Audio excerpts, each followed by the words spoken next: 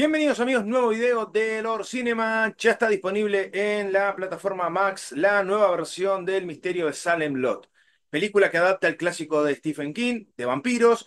Y en este video voy a estar comentándoles qué me ha parecido y qué diferencias he encontrado, fundamentalmente con la miniserie, que es un clásico de culto a esta altura, que se estrenó allá por el año 1979. Me gustaría que primero dejen su like en este video porque va a ayudar muchísimo a que se difunda en YouTube y llegue a más personas. Y si no se han suscrito al canal, háganlo porque es totalmente gratuito. Bueno, hacía rato que no veía yo una película de vampiros, y la verdad es que si bien esto no es ninguna novedad porque es una nueva versión de el famoso clásico de Stephen King, quiero comentar algunas cosas que me ha dejado esta película, que tiene como premisa, y esto no es novedad porque está adaptando o intentando adaptar un libro, la historia que todos los que hayan leído el libro y hayan visto la primera versión conocen. Estamos en el pueblo de Salem, un típico pueblo de los Estados Unidos, allá por los años 70. Tenemos a Ben Mears como protagonista, un joven que es nativo de este pueblo, que regresa después de mucho tiempo, que es escritor y que, bueno, quiere reencontrarse un poco con su pasado. En forma paralela, en el pueblo se abre una casa de antigüedades que tiene a dos socios, a Barlow y a Straker. Esta casa de antigüedad empieza a ser protagonista de algunos sucesos bastante extraños. Striker está asociado con este personaje Barlow, que es un vampiro, ¿no? Y este vampiro eh, vive en una propiedad que ellos mismos han comprado, que es la Casa Manson. La Casa Manson es una típica casa con una arquitectura bien de los años 40, de los años 50, con una estética muy de terror, muy parecida a la casa de los Locos Adams, para que ustedes más o menos entiendan, que era una arquitectura muy común y que se ha utilizado cientos de veces para contar historias de fantasmas o historias de terror. Esta película en particular, o esta historia en particular, tiene varios clichés y varios elementos del cine o de las historias clásicas de terror y fundamentalmente del vampirismo. En esa casa eh, van dos hombres contratados por Stryker a depositar una caja que no deja de ser un ataúd, y dentro del ataúd, repleto de tierra, muy al conde Drácula, está justamente Barlow. Barlow, que es una criatura que, a diferencia de cómo se la describe en el libro, que no está representada como un Nosferatu, cosa que sí hace la versión del 79 y que hace esta película, que a mí me parece que estéticamente está muy bien, con ese color azulado, con esos ojos que le brillan, manos con dedos muy largos y con uñas y dientes que le salen exageradamente de la boca. Me parece que está, en cuanto a la estética, muy bien. Es depositado en esta casa. A partir de ahí, bueno, Stryker tiene que empezar a conseguir víctimas para su maestro, para su señor. Y él no solamente se alimenta de la sangre de estas personas, sino que inyecta la ponzoña del vampirismo, que hace que todas las personas se transformen. Y empiecen su progenie, empiecen a contagiar a otras personas y el pueblo se empiece a invadir de la maldición del vampirismo. Esta es un poco la premisa de la historia. En el transcurso de esa historia, Ben conoce a Susan, ¿no? Una joven habitante del pueblo con quien empieza a tener una relación amorosa. Por otro lado, tenemos al profesor Matthew Burke, que era un viejo maestro que había tenido Ben, un personaje que para mí está bastante bien caracterizado. Y después tenemos un grupo de jóvenes, de niños, que son las primeras víctimas. Uno de ellos es Danny Glick, que es el famoso niño que, una vez que es llevado por Stryker a la casa Manson y es mordido por el vampiro, lo vemos aparecérsele en la ventana de Mark Petrie, un fanático del cine clásico de terror, que suele tener inclusive estas figuras de Frankenstein, del hombre lobo, de Drácula, y que conoce bastante cómo combatir un vampiro, proveniente de la ficción, porque ha leído la novela de Bram Stoker de Drácula, porque es un fanático de todo lo que tiene que ver con las obras literarias y cinematográficas de terror, y conoce los elementos clásicos para poder detener o repeler a un vampiro. Cuando este niño es mordido, hablo de Danny Glick, se le aparece en la ventana, que es la famosa escena del año 79. Está Mark acostado en su cama, ¿no? Escucha la voz de su amigo, hay mucha niebla afuera y vemos que se acerca flotando y que le golpea la ventana, algo que hasta los Simpson han parodiado. Una escena que sigue siendo recordada hasta hoy, que ha marcado a una generación. Más allá de estos momentos clásicos, hay algunas diferencias sustanciales en la película. Y ahí es donde me parece que empiezan algunos fallos. La película en líneas generales no me parece mala, pero me parece que la primer parte cumple con el objetivo de envolvernos en una historia de misterio en un pueblo chico, con un mal creciente, con momentos realmente donde el poder del vampiro y el poder de los contagiados por el vampiro maestro están bien representados. Se ve muy bien cómo está representado. De hecho, hay un sacerdote también que tiene algunos problemas con el alcohol y que tiene también algunos problemas con su fe, que descree un poco de todo esto a medida que la historia va pasando, pero que bueno, después termina muy rápidamente aceptando lo que ocurre, pero digo, hay algo que la serie o que esta película ha obviado con respecto al material original, y es básicamente la Casa Manson. Porque la Casa Manson es un lugar donde su propietario, el señor Manson, había sido acusado de adorar al diablo, y había sido el asesino de su esposa, y después se había terminado suicidando, se había colgado. Algo que está directamente ligado con Ben Mears, que cuando era un niño había ido a esa casa, se había escondido y se había infiltrado en la casa y había encontrado el cuerpo del viejo colgado y que el viejo en un momento dado lo había mirado a él. O sea, él había tenido ese trauma.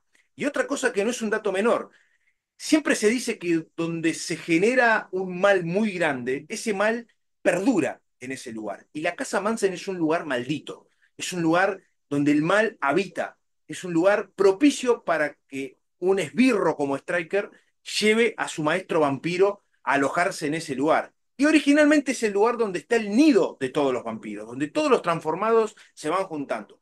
Esto la película lo obvia totalmente. La casa Manson es una casa que se cuentan historias de terror, porque la estética de la casa es un típico caserón donde los niños pueden llegar a contar historias, pero nada de esto que yo les acabo de describir existe en esta nueva versión. Lo cual a mí me parece un error gravísimo, porque la casa Manson es casi un personaje más en la historia del misterio de Salem Lot. Bueno, esta versión la obvia totalmente. Hay otra cosa que a mí no me gustó y que tiene a la doctora Cody como protagonista. Una de los personajes que, bueno, empiezan a interactuar con algunos infectados que van llegando a los hospitales. Recordemos que hay algo muy típico acá. El vampiro cuando muerde a alguien empieza a tener anemia, empieza a tener como una enfermedad. De hecho, el mismo Danny Glick, cuando es mordido por el vampiro, no muere inmediatamente. Es internado, le hacen transfusiones, no pasa nada. Después, cuando tiene el tarro con la sangre que le está tratando de devolver las energías, termina mordiéndolo por la desesperación y la necesidad y la sed de sangre que tiene un contagiado por el vampirismo y termina muriendo, una escena que me gustó muchísimo. Pero digo, el vampiro va atacando a distintas personas, tanto sus esbirros como el mismísimo Barlow. A Barlow lo muestran de entrada, ¿eh? De entrada vemos cómo se ve estéticamente. Corríjanme si me equivoco, pero me parece que en la versión de 79 no aparece enseguida. Lo vemos medio en las sombras, pero no vemos su rostro inmediatamente. Acá ya nos lo muestran fugazmente, pero lo vemos de entrada, aunque después aparece mucho mejor, lo cual hace que la versión de 79 mantenga un poco el misterio de qué es lo que está en la casa Manson. Acá rápidamente ya sabemos que es un vampiro y el aspecto que el vampiro tiene, que a mí me gustó, insisto, como le dije al principio, tiene una estética de Nosferatu, la cara azulada, los ojos que le brillan, eso me parece que está muy bien logrado y de hecho toda la primera parte donde empiezan a desaparecer personas y donde el vampiro empieza a transformar a varios de los personajes, me parece que está bien logrado y la atmósfera de la película está bien logrado. El problema es que la película se apresura demasiado en el desarrollo de personajes, que es prácticamente nulo, porque en la primera película Matthew Burke y Ben Mills tienen una relación mucho más cercana. Es mucho más interesante la historia que se cuenta. De hecho, el mismísimo Richard Stryker es un personaje mucho más siniestro en la versión original, que aporta mucho más a la historia. Más allá de que la figura más maligna es la de Barlow, Stryker es un personaje muy interesante. Acá prácticamente aparece dos o tres veces y nada más. Es muy fugaz, es muy secundario. De hecho, tienen un actor como Pilou Asbæk, que es muy buen actor, desaprovechado.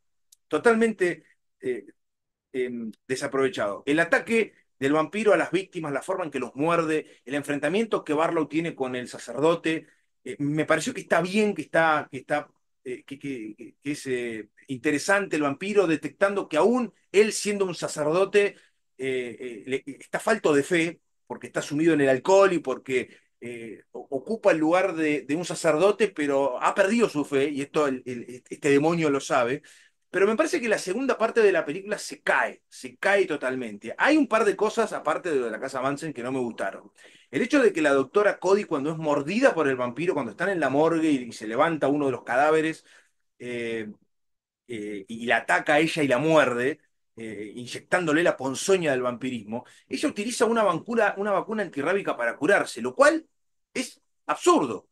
Esto no es la primera vez que lo veo en películas de vampiros, pero no para Salem Lot. Me parece que no aplica para esto. No aplica acá. Me parece que si traes una vacuna antirrábica no cuaja. A mí particularmente no me gustó eso. Me parece que cuando te muerde un vampiro, listo, estás terminado, terminado. Acá han utilizado este elemento como una posibilidad de escape ante la mordedura de un vampiro. Hay cosas que sí me parecieron interesantes. Todos los artefactos religiosos conocidos funcionan para repeler a los vampiros, no solo el vampiro maestro, que es mucho más fuerte. A ver, no se va a asustar cuando le muestran una cruz. De la cruz quiero decir que el efecto este de que se ilumina me pareció interesante. Es muy parecido a lo que le pasa a la espada de Bilbo cuando hay orcos cerca, a Dardo. ¿No? Que empieza a brillar, se pone un color azulado cuando el mal está cerca, o por lo menos cuando los orcos están cerca. Acá pasa algo parecido con los crucifijos, ¿no? Cuando hay un convertido o el vampiro maestro, te avisa la cruz iluminándose. Estacas, agua bendita, el ajo, los crucifijos, bueno, son los elementos clásicos para poder repeler a los vampiros. Me pasa otra cosa con el personaje de Mark Petrie. Este joven, que tiene unos 10 años en la película aproximadamente, es bastante más chico de la versión original, que debería tener entre unos 14 o 15 años. Pero acá es mucho más chico. Es alguien muy valiente, es alguien que conoce, porque es fanático del terror, cómo derrotar a un vampiro, pero la versión que nos muestran es una especie de Van Helsing 2.0. Es la versión masculina de Buffy la Cazavampiros. Y no tiene sentido esto. Me parece que el personaje, eh, aún siendo un niño muy valiente, que quiere ayudar y vengar a sus amigos, que quiere destruir a Barlow, porque él se pone los pantalones y dice, lo voy a ir a matar al vampiro. Esto sí se respeta, esto sí pasa en el material original. Pero digo, acá lo muestran como si fuese el rey de los cazavampiros. Me parece que se pasaron de mambo con eso, se fueron totalmente para el otro lado, ¿no? Hay un autocine que es un poco el símbolo de la reunión del pueblo. En los años 70, más allá de algún lugar para ir a bailar o algo, los autocines eran muy populares y es el lugar donde la gente se reúne. Este es el lugar que toma físicamente el lugar justamente de la Casa Manson. Ahí es donde están todos los autos del pueblo y dentro de las cajuelas de los autos están todos los transformados escondidos como si fuesen ataúdes, ¿no? Una decisión que a mí mucho no me gustó, más allá de que después Mark, que con 10 años puede manejar un auto y que lo puede manejar en el pasto y que golpea la pantalla del autocine para que cuando los vampiros están saliendo se caiga y las últimas gotas de luz los toquen y los prendan fuego. Me pareció un efecto muy bueno. Estuvo buena la escena, pero todo tiene que ver con un Super Van Helsing de 10 años, ¿no? Lo cual me parece que no encaja mucho. Sí me gustó también cómo la película juega cuando el sol se va escondiendo, ¿no? Cómo nos va preparando que cuando el sol se va escondiendo, cuando la sombra se va acercando, cuando los vampiros salen a la noche, ¿no? Pero me parece que la segunda parte de la película falla totalmente en el clímax. No desarrolla personajes, está todo demasiado apurado. Entiendo que la versión de 79 duraba 3 horas por ser una miniserie y podían desarrollar mucho más la relación entre los personajes. Está todo como más apurado, más resumido. Me parece que a Barlow lo matan demasiado rápido.